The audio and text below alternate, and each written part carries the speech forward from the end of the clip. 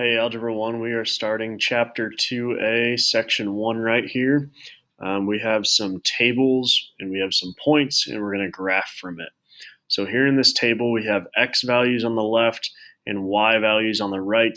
As you've probably heard from middle school, every point has an x value and a y value. So from this table of x and y values, we can make some points. So first we have the point -3, 2, and then 0, 1, 3, 0, 6, -1, and we wrote those over here. Now when we graph, I like to go with the x's first, so that's left to right. So if it's a -3, we're going to go left 1, 2, 3, and then it's a +2. So from this -3, we're going to go up 2. So 1, 2. So we went left 3, up 2 for this first point.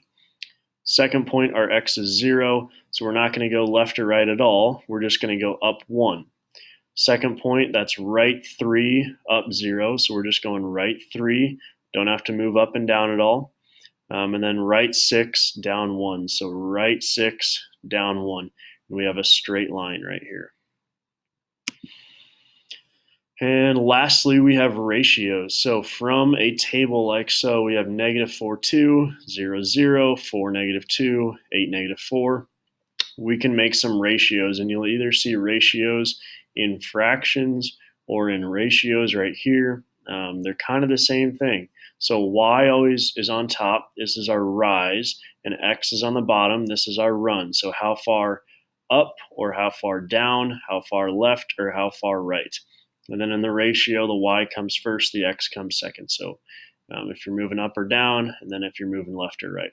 So I'm just going to pick a random point over here. We have 4, -2, but we're going to write the y on top. So the y first, so -2 over its x value of 4. So rise over run, y over x. Now we want to simplify this. So what number goes into 2 that also goes into 4? Well, 2 goes, what goes into 2? 1 and 2. What goes into 4? 1, 2, and 4. So what do they have in common? What's the biggest one they have in common? 2 goes into both of them. How many times does 2 go into -2? -1 times. -2 divided by 2 is -1. How many times does 2 go into 4? Well, 4 divided by 2 is 2. So we could either write this as a fraction, as a rise over run, -1 over 2, or we could write it as the ratio and write the y value first and then the x value.